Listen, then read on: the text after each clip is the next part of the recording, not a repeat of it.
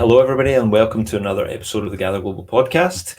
And today we have a very interesting guest who currently works in the world of academia, but has an interesting background that we're going to get into. And particularly, the topic today is going to look at something that we have started to discuss in the Gather community and within the Gather collective, which is the theme of storytelling.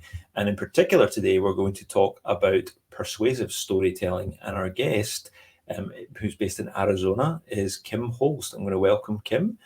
It's fantastic to have you today. Hi, thanks. It's fantastic to be here. I'm excited to talk about one of my favorite topics, storytelling.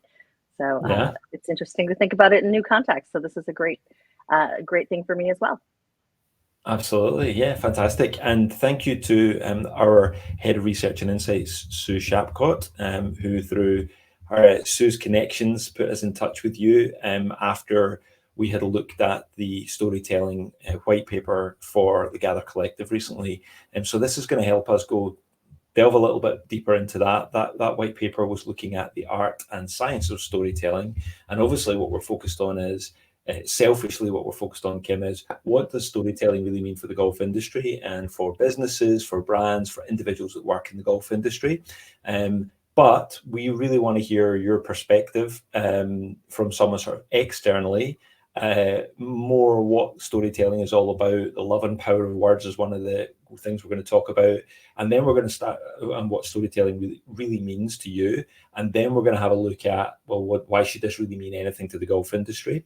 So, and storytelling, as we know, is a word that's sort of a phrase that's been bandied about quite a lot in recent years. So everyone's kind of, I use it myself too, but we use it in ways without really necessarily knowing the sort of meaning and the correct application of it. So why don't you give us a little bit of an introduction just to yourself and your background? Sure. Well, currently, as you mentioned, I'm a professor. I teach writing and skills courses at the law school in Arizona at Arizona State University. And then a couple of years ago, I decided I wanted to work on a PhD. And so I started a PhD program also at Arizona State University in the area of mass communication and journalism. And before I went to law school, I thought I was going to be possibly a librarian or something in that vein. I actually also have my degree in library science. So I guess, as you can probably tell from my background, I have always been interested in stories in some way.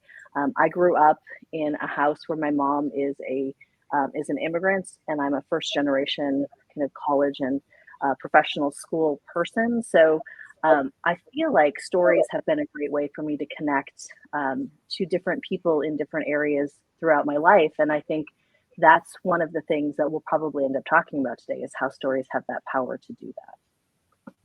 Fascinating. So two questions come to mind. What did you say? Library scientist? Was that the phrase you used there? I mean, you have to tell me what that means. I'm guessing some listeners wonder what that means.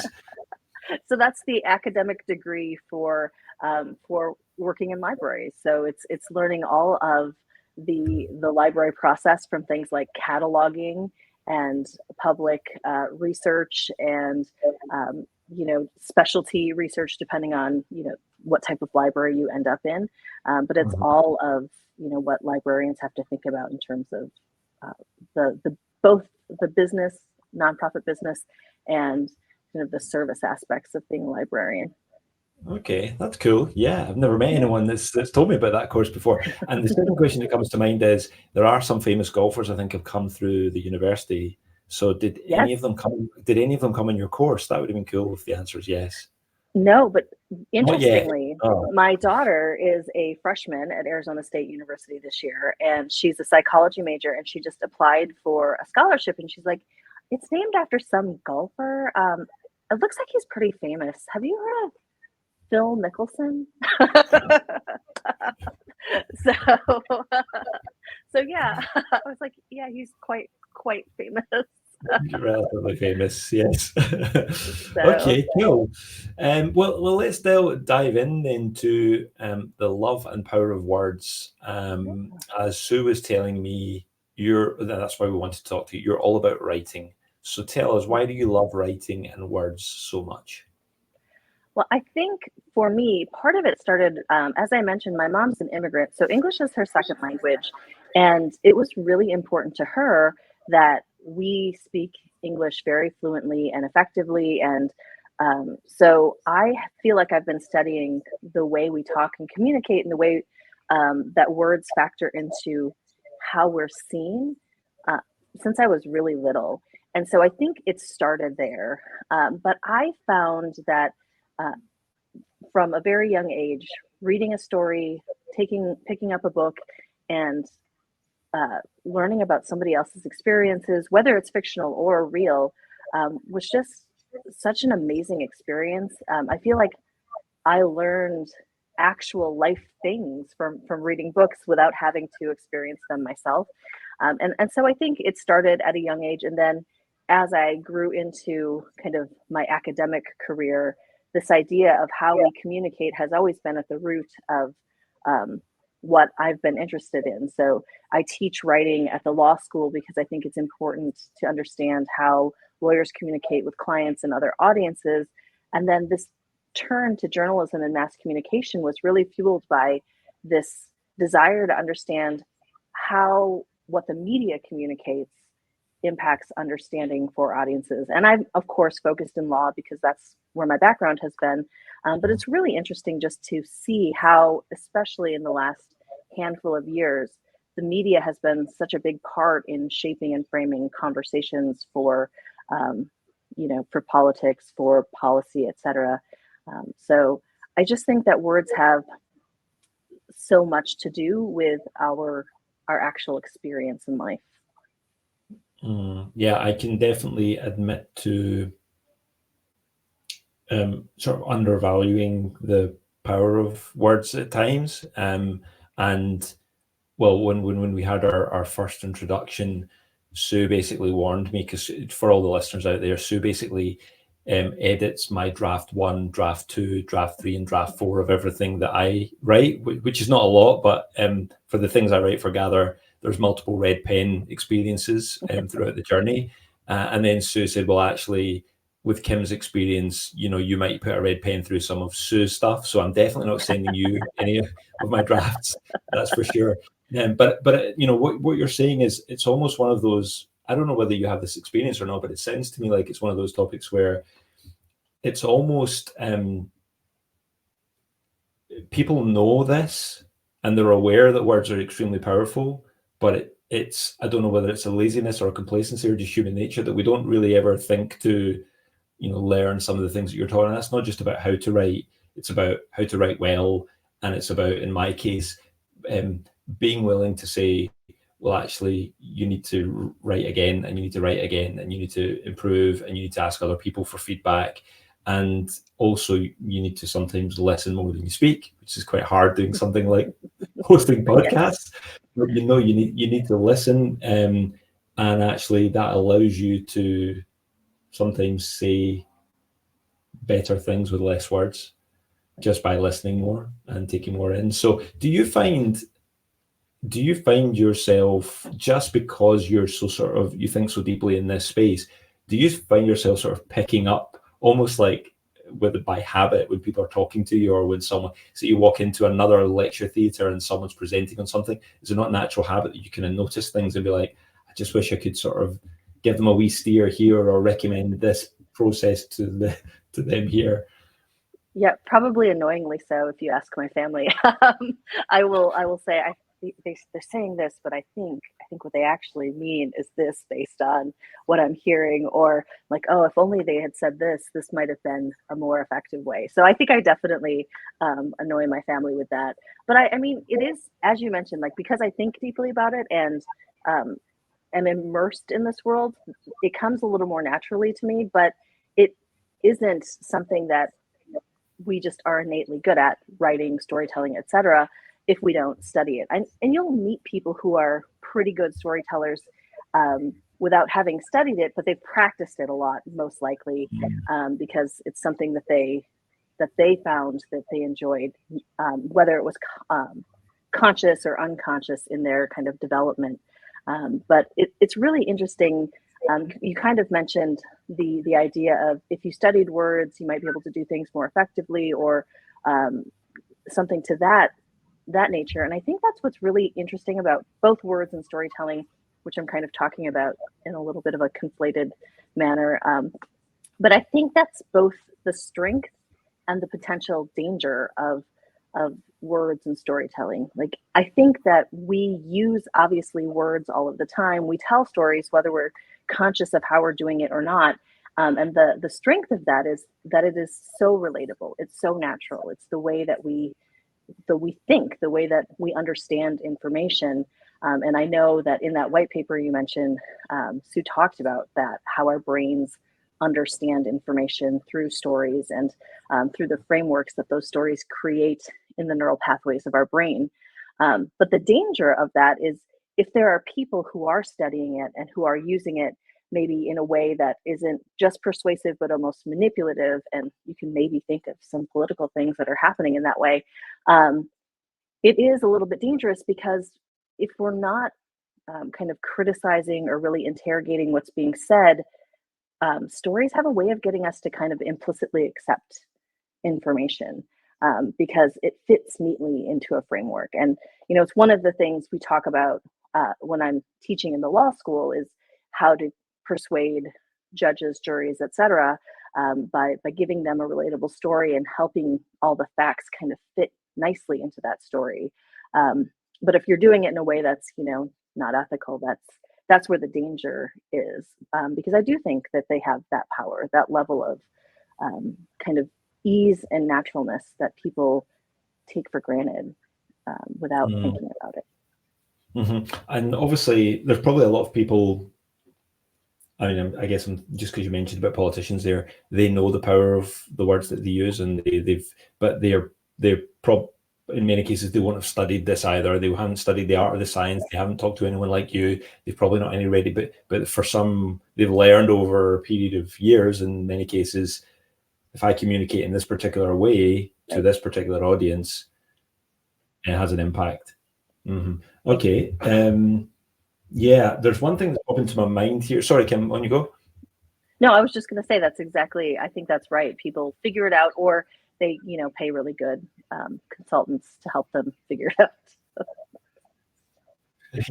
Well, yes, there's that too. And that's not something that we had planned to talk about, but there is that. That's probably a whole other discussion. There is that kind of ghost writing. Good question. And even, I think perhaps it has certain connotations for people because they may relate it, or my mind immediately goes to, okay, it's famous people and they pay someone else to write their autobiography. But I also do know other people in my network who are exceptionally, great people, great business people, and they understand marketing, and they have consultancy services where they help people to tell their story better. And so, sometimes it can be a positive thing. And one thing that's coming to mind, which, again, I know we hadn't planned to talk about, but like with the world that we're moving into, and maybe we can talk about this a little bit later on, but just bear this in mind, with the world we're moving into now, with not even the AI explosion recently, but thinking about things like Grammarly, for example, as one example, one of many examples. There's another one, Lavender. There's all these different tools that you can use, and some of them have been around for quite some time.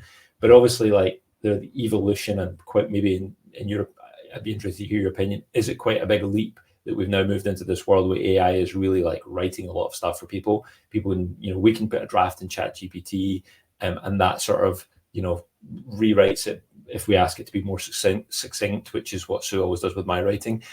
So yeah, that's something we can maybe come back to as well later, is AI, is that changing your role in the way that you look at all of this stuff? So yeah, I mean, it sounds like words are extremely powerful. If we're thinking about the golf industry, many people might say, well, we work in golf, like words and grammar and things. It's important to a point. Things should look professional, but it doesn't, necessarily we don't need to think about it any more than that. I guess your view, Sue's view, would be that's wrong. So tell us a little bit about what the golf industry should be thinking about here, in your opinion. Yeah, that's actually a great transition because I think the AI piece will factor into a little bit of this as well. But I mean, the most important takeaway, I think, in terms of why this is important is words shape perception. So the way we put words together, or the stories that we tell, that's the way that we're perceived. And so I think, to the extent that the golf industry is thinking about um, how words matter, I mean, it matters in the context. So is it marketing? Is it trying to invite new people into the sport, et cetera?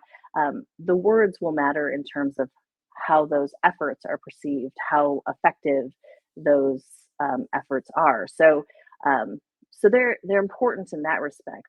But you mentioned the AI, and I think it's really interesting because what these newer generative AI type things like ChatGPT are doing, if I don't want to get too in depth in this, but these large language models is what they're called.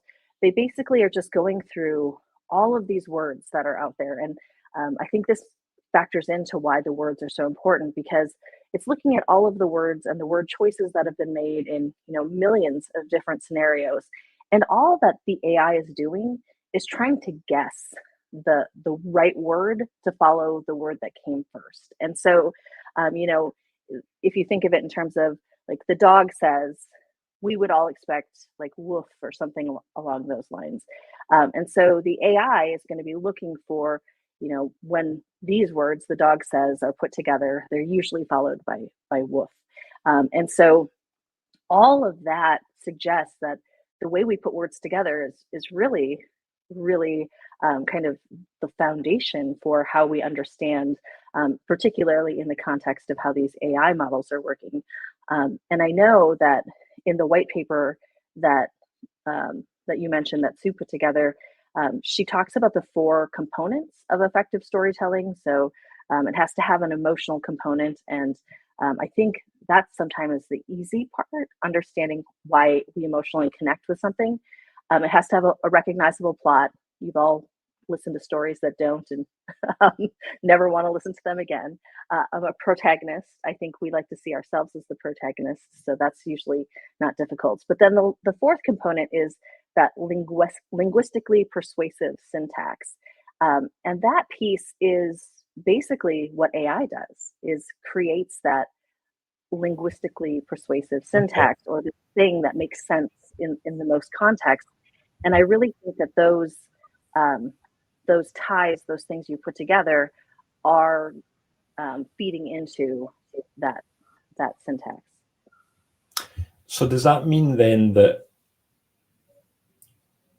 generative AI can really help us with the fourth piece of the puzzle, but we've got to do the work on the first three pieces of the puzzle, otherwise it's irrelevant what the generative AI is doing? Yeah, I think that's a really great editing on me. So that was a great succinct way to say exactly that. I think you're right, I'm a fast and I learner. think I'm taking examples from you. that's great. But I think, I mean, golf, sports in general, they really are about the emotional pieces. They're about passion. They're about hard work, dedication. I mean, people don't stay in a sport without feeling some kind of emotional connection to it because it's work to get better at it, and we Mhm. generally don't want to work on things that we don't care about. So I think you're right. We bring that the human components of kind of what the story we want to be. So what the plot is, who the protagonist should be, and what the emotional connection is, and the syntax we need to be cognizant of. We can't just rely on AI to create it, but it can certainly help us make it better. Yeah, that's got me thinking about my own sort of like journey in golf, not playing as much, but well, actually two elements, because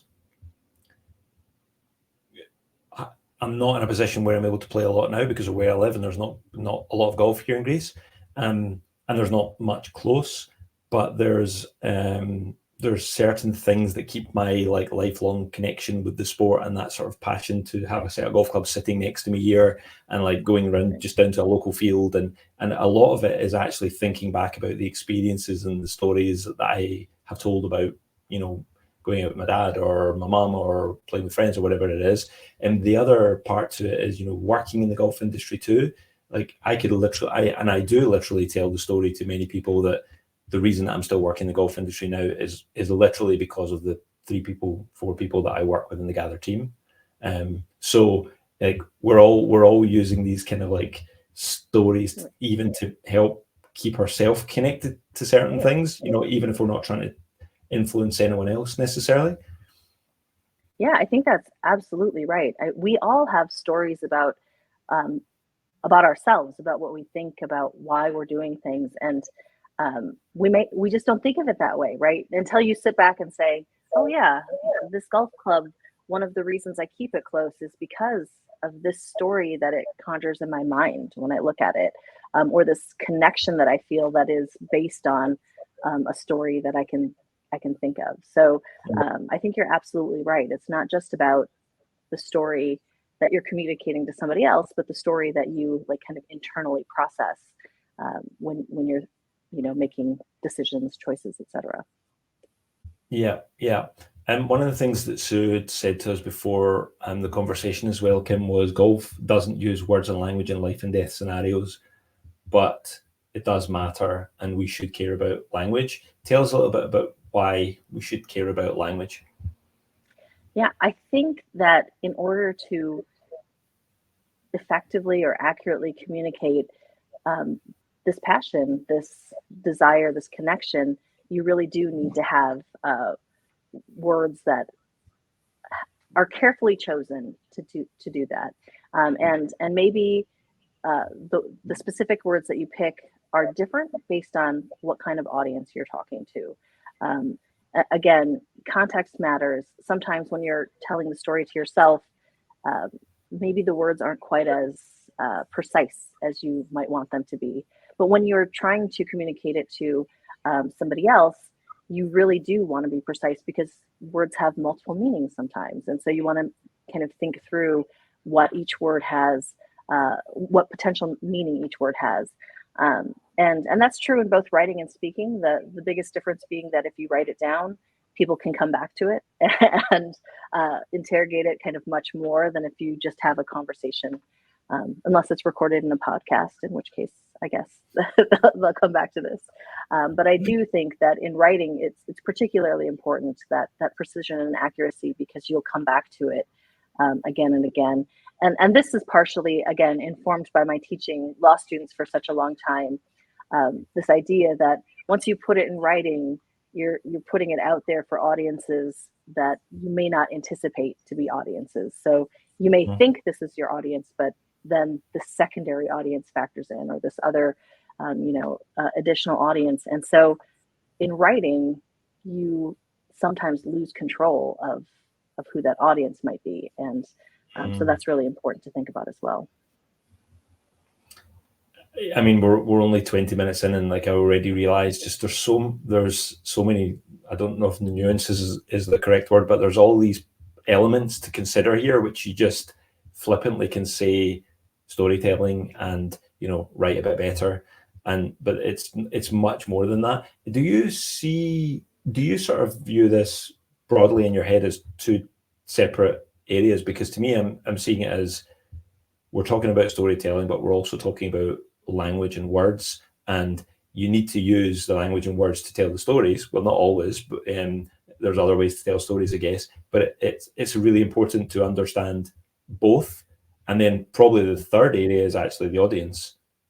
So like really understanding who that audience is before you decide which language and words you want to use, and before you decide how you're going to tell, or what story you're going to tell, and how you're going to tell that to that particular audience. Do you like section it off when you teach your students and think about this yourself, or is there even more sort of sections to it than I'm sort of simplifying it too much?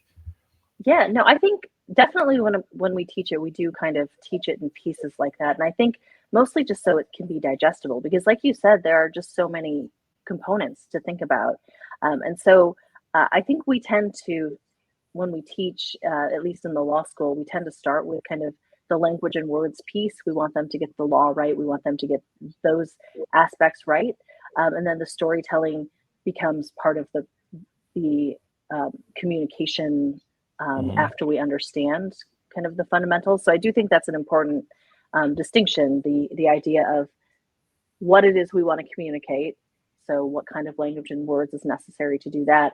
And then how it is we want to communicate it, through what kind of story or what kind of communication style is that going to work? So yeah, I mean, you could probably break it down even more into like what are the meta components of storytelling. So you could look at all of those rhetorical considerations, like what's the ethos, the pathos, the logos, the kairos of everything. But that gets really into kind of technical rhetoric that I think is really interesting from my standpoint, but maybe isn't the depth. I don't want to scare anybody away from storytelling thinking they have to do this deep dive. I think one of the key pieces is just being kind of aware that the storytelling matters, that there are ways to do it more effectively, less effectively, and that's something that's the starting point, I think. I can't remember the words you just said, but the last one was kairos, those pairos, ethos. It did sound like a lot of Greek words in there. Yes, I guess that's probably what they're all based on. I hope you don't speak Greek, Greek, because that'll embarrass me No. even more. Okay. No, just a little bit of Aristotle from the rhetorical Okay, standpoint. okay. Yeah, I've heard of him. He's definitely a bit famous here. So Yes. tell me then, as a consumer yourself, how do you feel about brands if you see sloppy grammar or writing? And you know, is there a scale of that? There's like really sloppy, or there's like that's kind of like the average that you see across 80% of brands, and you're actually surprised when you see the 20% that have just done something really good. Yeah, no, I mean, I think I'm hypercritical of this type of thing because I teach writing and I think about it so much, and it really does kind of jump out at me, and it makes the story less effective when I see sloppy grammar or writing that isn't quite, I think, what they're trying to do in terms of the ad campaign, etc. That part stops me from engaging in the story. So so in that way, the grammar and the writing can be a roadblock to effective storytelling. So it's not just making the right choices, it's also being aware that sometimes if you aren't making good choices, you're undermining your attempts to tell the story. Yeah, absolutely. And I mean, that shapes your perception of the brand. You know, even if it's a Absolutely. brand that you already have purchased from the past, right? Yeah. Yes. Okay. So let's then think about applying some of this thinking to the golf industry. So if you work for a golf brand, how would you use storytelling to connect with consumers? And that might, I don't know if that's too broad a question, but let's sort of like dig into it a little bit and see where it goes. Yeah, so I think the first question is kind of what are you attempting to do? And I was thinking about this in terms of how a story can be inclusive or exclusive. So does the story invite people in a way that helps them understand how they relate to the experience, or does it close it off and make it feel like, oh, well, that's not something that I can relate to? And so in terms of a brand, I think in general, the goal is inclusivity, right? You want more people to come in and be interested in your brand. So are you telling stories that appeal to a wider audience, a range of people that that you hope will become customers? And so thinking about how that story is inclusive as opposed to exclusive. And I know that in terms of kind of the golf industry at large, it's historically been a little more of an exclusive kind of community. If you think of the golf clubs that only allowed certain people to be members, etc., and of course, the cost has always been kind of a separator between classes in terms of entry into the sport. And I know that has changed, quite a bit. And in fact, even the law school that I work for has a scholarship program now to help law students learn to play golf because they see it as an important kind of networking tool. But really thinking about, okay, if these are the stories, this is, the history we're coming from, what are the efforts we need to make in order to show that we want to invite more people in, that we aren't kind of continuing down this path of excluding people, assuming that's, the goal of the brand. Yep. And there are, well, it's sort of a case, actually. Our hypothesis, I guess we would say, at Gather for some time has been that there's basically a space and a big opportunity for a lot of brands within golf to just work out how to tell the modern stories, like the stories of where they are now, how they think now, what kind of brand they are, what kind of values their brand has now, Right. what kind of audiences they're connecting with now, who their consumers are now. Because we've talked a lot in the podcast, we've talked a lot on many different Gather content pieces about the golf industry being quite a complacent industry in the past. And whilst it's great to see green shoots of a change in that, I mean, that's maybe partially just happening because things evolve. So there'll always be some change. So there'll always be someone that will say, well, let's just do it a bit better. Let's do it a bit different. We still see that there's a huge need and opportunity for brands to really seriously look at this and say, we actually can talk in a one-to-one conversation about all this stuff that we think we're actually doing quite well now, but we're not actually telling the stories externally very well. So the word perception always comes to mind in so many conversations that we have. The points that you've made are completely correct. And whilst the golf industry has a long way to go in some areas, there are definitely some great things that are happening where they are underused, underpurchased as a consumer. Brands are appreciated by audiences within golf and potential golfers just because they're not good at actually communicating their own story now, and that they actually do think differently to what a golf brand did 20 years ago. So basically just people don't have the right perception of them. Yeah, and I think a lot of times we make the mistake that people understand where we're coming from, that they're like, oh, of course they know that we're different from what was happening 20 years ago because we're doing X, Y, and Z. But if you aren't telling people that you're doing X, Y, and Z and how that's different from what was happening in the past, how is anybody from the outside really going to know or understand that? And then the other piece that I think sometimes happens is that, we have these biases. We don't always recognize them in ourselves. And so we don't see how that bias factors into the story that we're telling. So if the story, and I don't, nobody take offense at this, but if it's a bunch of kind of like bros hanging out talking about a great golf game, which is like a completely relatable story to a big audience, it is an exclusive story because it's just these kind of guys on the golf course, and it plays into all of those images that we've been fed through both entertainment and news media, other media, of the guys doing business out on the golf course, and how that's always been the old white guy club. And so if we tell the story not intending to do that, just intending to kind of relate to a familiar experience, that's the kind of bias that I think stands in the way of opening the door to more people. So just being aware that, like, even if the subject matter isn't particularly offensive or directly kind of exclusive, it might be exclusive in the way that it's just put together. Yeah. I mean, we definitely have that example going back a few years now.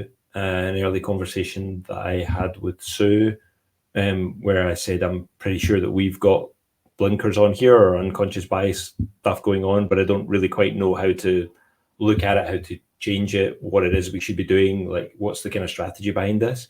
And actually looking back now,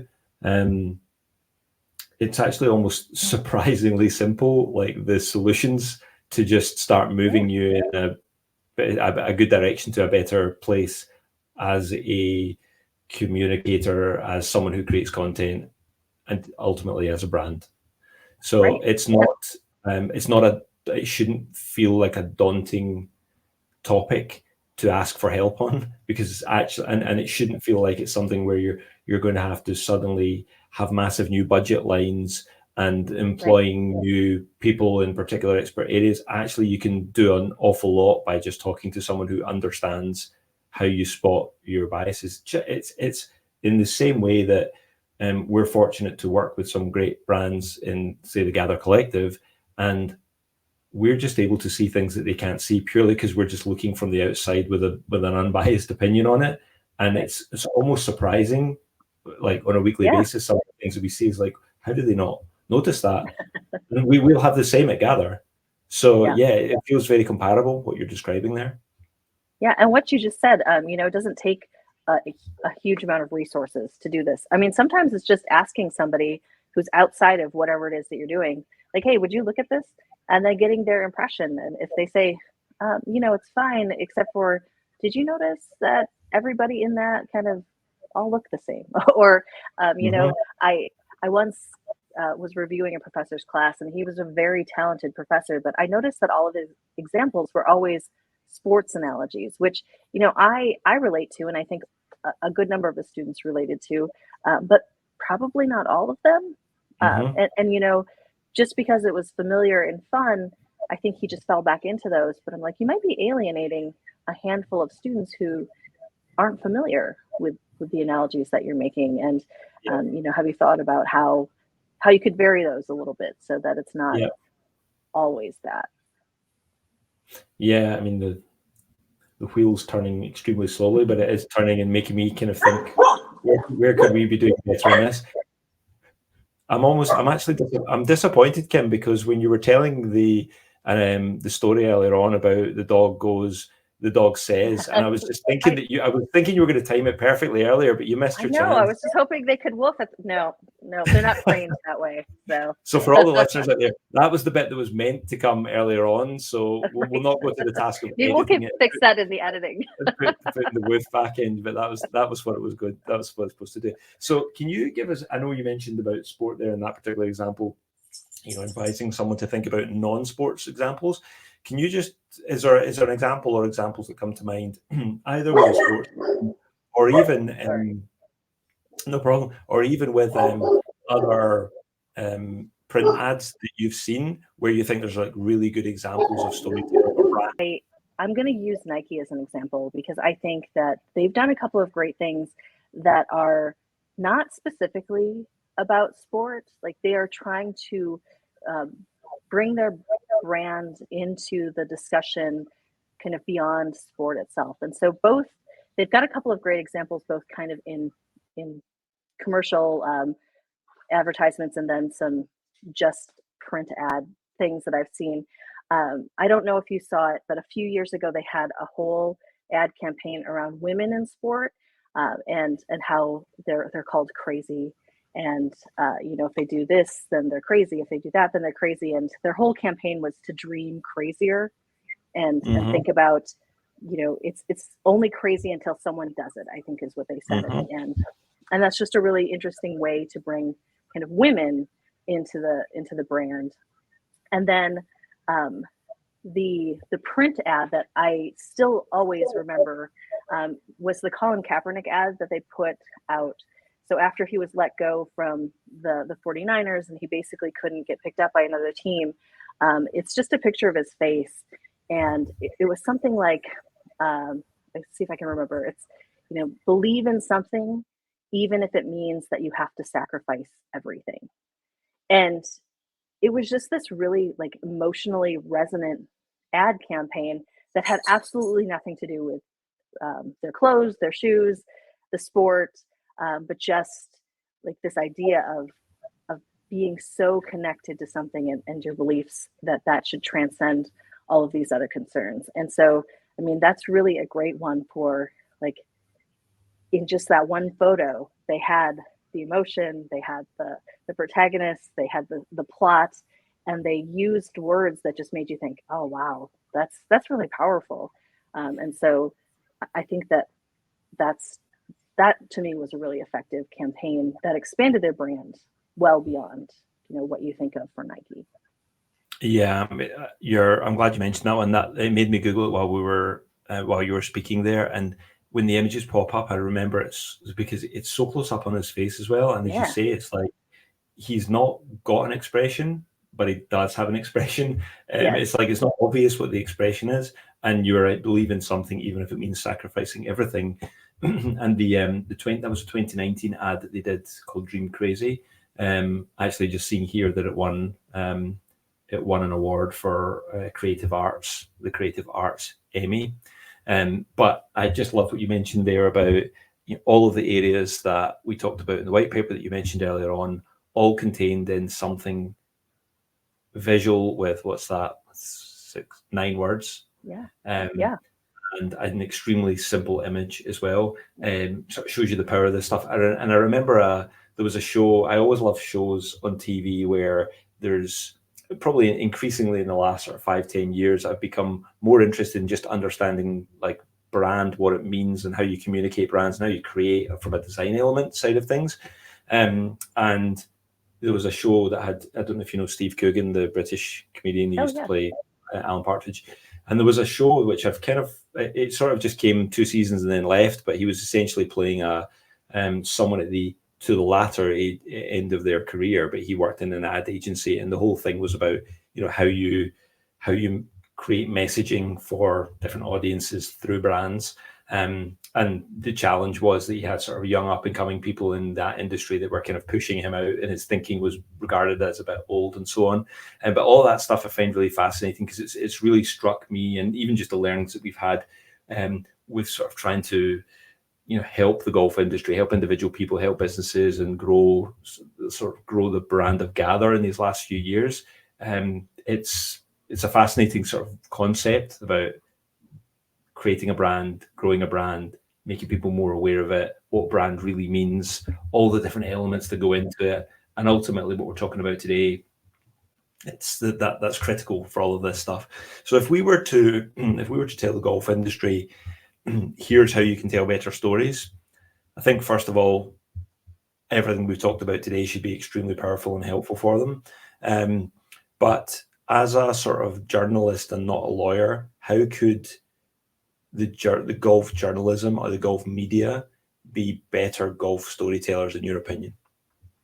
Yeah, I think a lot of it is context. So understanding the context of the story and then how that fits in with the audience, I think is one of the key things that makes a journalist really successful. Is thinking about how this all fits in. It's not just this thing that happened, but it's this thing that happened in a bigger context, and how does it fit in with other people's lives, and why should they care about it as a result of that. And I think for folks in the golf industry, when you're thinking about your stories, like what is the context that you want people to understand the story in, and then how does that context play into that person's life, the audience's life, and why does that matter to them? So we touched on this a little bit earlier on. The research suggests that we connect with brands that tell stories about people like us. You mentioned that earlier. Because of still now the demographics of the people that work in the golf industry, golf stories are often written by or for white men. So if golf wants to expand its reach, and one thing we've talked about in recent months is a report called the Non-Traditional Golfer Report, which is starting to look at this whole other market of these sort of people who don't play on golf courses, experience or have a connection with golf through other means. And that is potentially quite a large and untapped market at the moment. If golf wants to expand its reach into that market, and even in its existing sort of market, how should we tell stories differently? So that's a great question. I think, we mentioned this earlier. I mean, it's important for us to remember who golf has been, and who it wants to be. So those are the important kind of foundational pieces. But that we're not just that one thing. So yes, a lot of white men are involved in the sport of golf, but that's not a singular experience. Being a white man's not a universal experience. So what are the other experiences that any person brings into the story, and thinking about how those experiences or struggles, etc., that they've gone through might relate to a different audience. And in teaching law, this is something that we do all of the time, is saying, okay, this happened in this other case. Those facts are different from the facts in my case, but if we kind of uh, extrapolate outward and say, like, even though this is about a farm and this is about a house in the city, the thing that's similar to both of those experiences are the boundary considerations.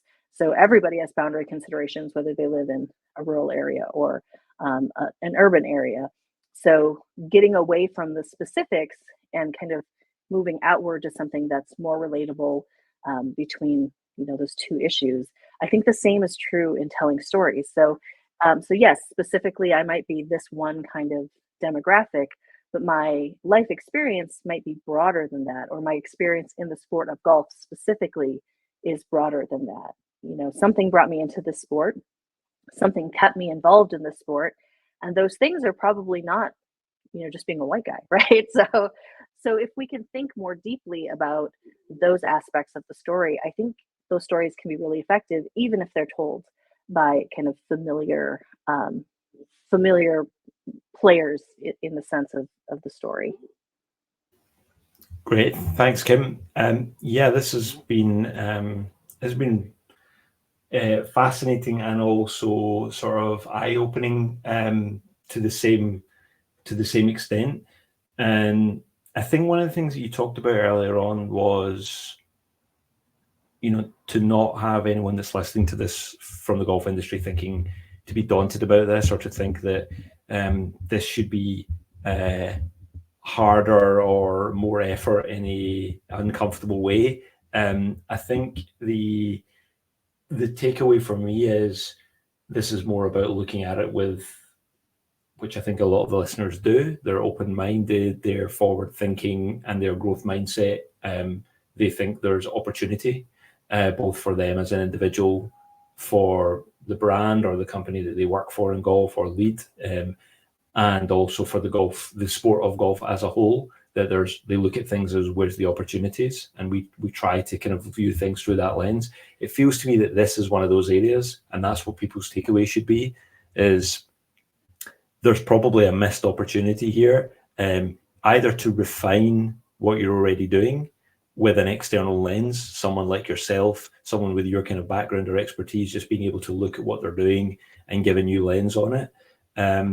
Or if you feel like your team, your business, your brand, this kind of is blowing your mind a little bit and going, well, we never really thought about any of this stuff at that level of detail, to actually go, okay, well, could this matter, or could this really have quite a significant impact on what we do, on how we communicate with our customers, on how we present our brand and our brand values, then I think there's an opportunity there for you to look at that. So yeah, this has been enlightening. I don't know if there's any other sort of takeaways that you want to share, or thoughts that you want to share, Kim, before we wrap up today.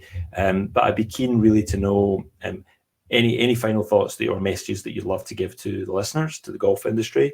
If there's anything that you'd like people to, if you've got writing anywhere, or people can look you up, or if you're on LinkedIn or something, if they'd be interested to connect, that'd be really helpful. And also just love for you to share you're doing a PhD at the moment, a dissertation. So share what that's about, please, because I think people would be interested to hear. Yeah. So the one takeaway I would love for people to have is that everyone has a story. So there's always a story. You can always find it. You might not think of it immediately as the obvious thing, but it's there. So don't discount the fact that there's a story for everything. And yes, I'm on LinkedIn, and I wrote a paper with Carrie Sperling, who is I think a friend of the Gather community, a few years ago, about the power of words and metaphor in the context of law. But there's some really interesting science in that called "Do Muddy Waters Shift Burdens?" So if you see that in SSRN or any of those academic databases, it's really interesting in terms of kind of specifically the tool of metaphor is really a powerful one when you're telling stories. But again, I didn't want to get too technical in terms of rhetorical tools today. But as far as what I'm doing for my PhD, I don't know if you're familiar. There's a case that came out of the United States Supreme Court a couple of years ago now. It's called Kennedy versus Bremerton. It had to do with a football coach, American football, who would pray at the end of every game. And he worked for a public high school, and so there was a case about whether that was free speech or free exercise of religion. And one of the things that the court did in its majority opinion, Justice Gorsuch talked about how this is kind of just part of the game. Like, he went and prayed at midfield, just like coaches do all over the country after games. And so based on that, I am looking at kind of the role of religious ritual or things that are related to religious ritual in the depiction of American football, and how that has kind of developed and played out in law, in movies and television. And so I'm starting with that Kennedy versus Bremerton case, where it was kind of a religious ritual that ended up being allowed. The court said that was his exercise of religion and his right to do that. But on the flip side, we talked about Colin Kaepernick. I mean, his kneeling and taking a knee during the national anthem is also a type of common religious ritual, kind of that kneeling and showing respect, but it was interpreted in a wildly different way. I think possibly because of the context for why each person was doing the thing, but that's kind of what I want to dig into and just see how we interpret these things. So it's words and action and framing and all of that fun stuff.